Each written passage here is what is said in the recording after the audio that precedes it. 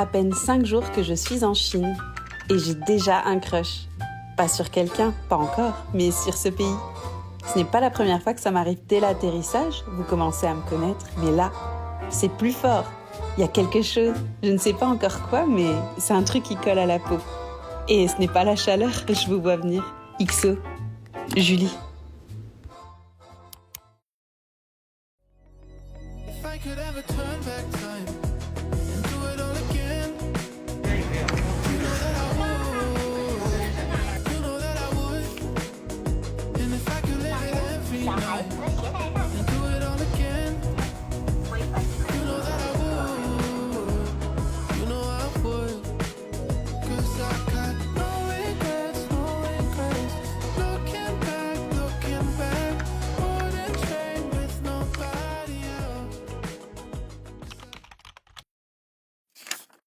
Ce qui devait arriver arriva, mon taxi s'est fait cogner. Une belle Mercedes en plus. Ils roulent vraiment comme des fous ici.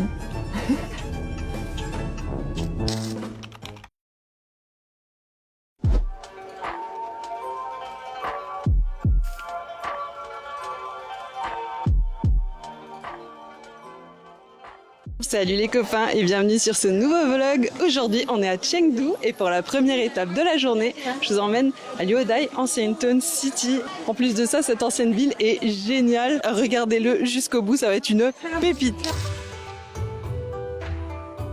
Avec plus de 1800 ans d'histoire, Luodai remonte à l'époque des 3 royaumes. Et selon la légende, le nom Luodai provient d'une histoire où le prince Liu Shan aurait laissé tomber sa ceinture de jade dans un puits en tentant d'attraper un poisson. Je suis complètement séduite, c'est incroyable. Comme à Sikiku, il n'y avait plus rien à partir d'une certaine heure, donc je vais commencer par faire toutes les petites boutiques et puis après je vais essayer de louer une tenue traditionnelle. Et voilà, je suis trop contente, c'est exactement pour ça que je suis venue dans cet endroit et ça me donne exactement ce que je voulais voir.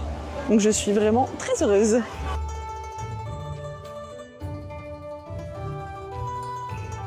Alors est-ce que ça a été dur de s'y rendre? Pas du tout, vous avez à peu près 1h30 du centre en transport en commun, 1 heure en taxi. Les bâtiments datent de 1600, c'est un truc de dingue et ils sont vraiment incroyables, c'est magnifique. C'est quand même super impressionnant de voir comme ils ont été conservés. Regardez les petites boutiques, la nourriture et tout. Moi j'en prends plein les yeux, c'est incroyable.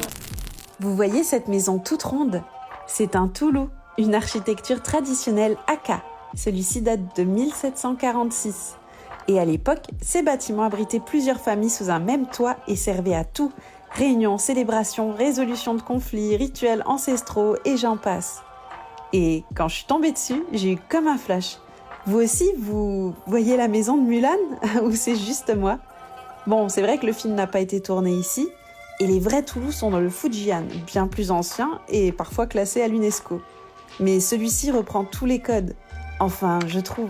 Et ça m'a suffi pour y croire un peu. Oh, chéché. Je meurs de chaud les gars, je suis trempée. Je vais rentrer, ils vont récupérer le truc. Je suis déjà désolée pour eux. Enfin bref, je me suis pris une petite boisson parce que je mourais de soif. Elle est super bonne, elle est au fruit de la passion. Je me suis pris des petites brochettes de street food et la dose de poulpe.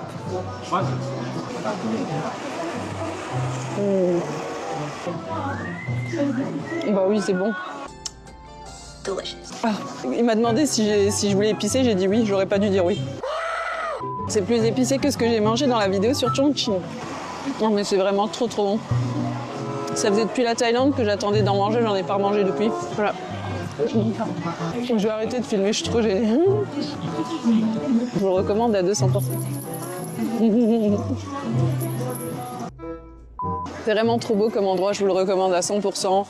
Il y a de la nourriture à foison, il y a plein d'activités, que ce soit pour les petits ou les grands. Moi, en tant que touriste, c'est ce que j'attends quand je viens visiter la Chine. Voilà, je m'attends à ça. Vous allez adorer. Mimi, I know. 谢谢。 No, chéché. Thank you, thank you. Je vais vous laisser. Allez, bye bye.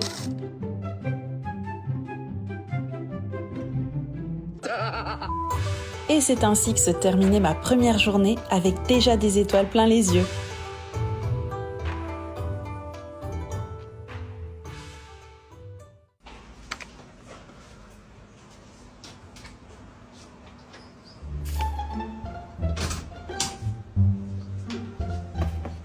Ça c'est ma chambre, voilà. J'ai pas assez de place pour ouvrir ma valise.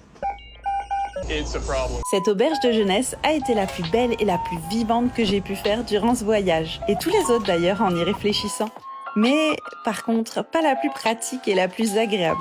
Je vous explique pourquoi un peu plus loin, aucun rapport avec l'auberge en tant que telle. L'accueil a été très chaleureux et le réceptionniste parlait super bien anglais. Donc j'en garde quand même un très bon souvenir.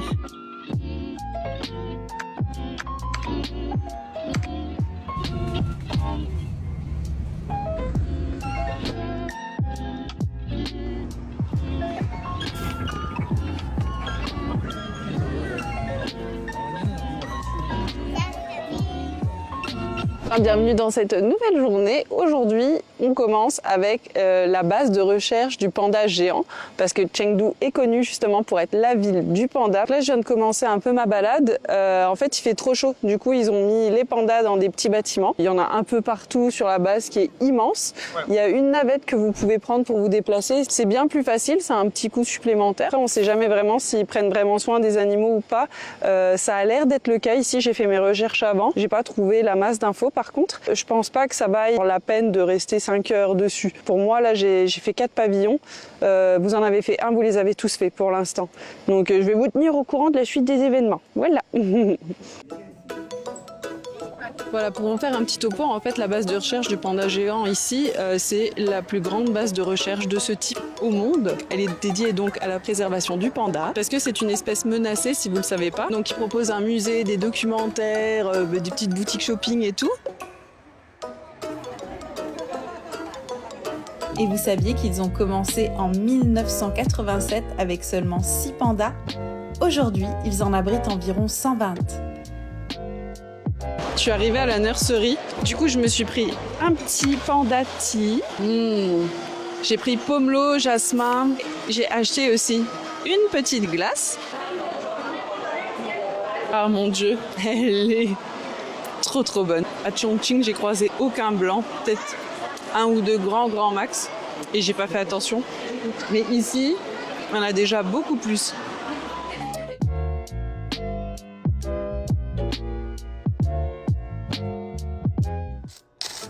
Mention spéciale pour les bébés pandas. S'il y a un pavillon que vous ne devez pas louper, c'est la nurserie.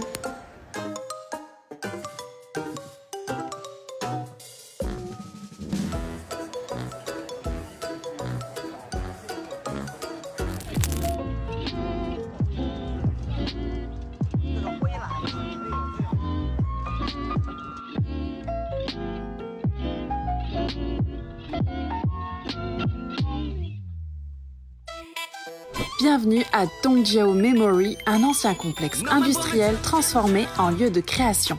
Autrefois, à l'époque maoïste, c'était une usine d'État.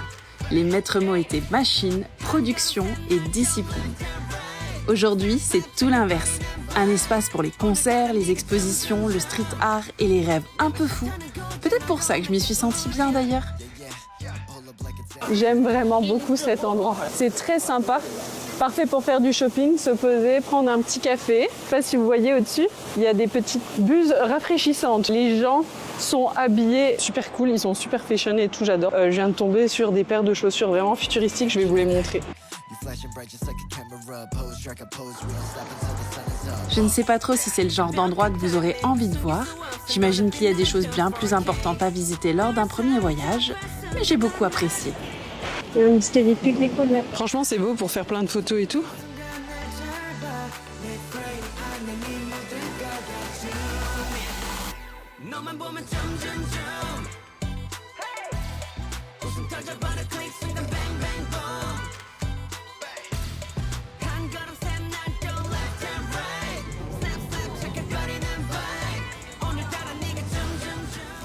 Nous voilà du côté de Taikoli Square.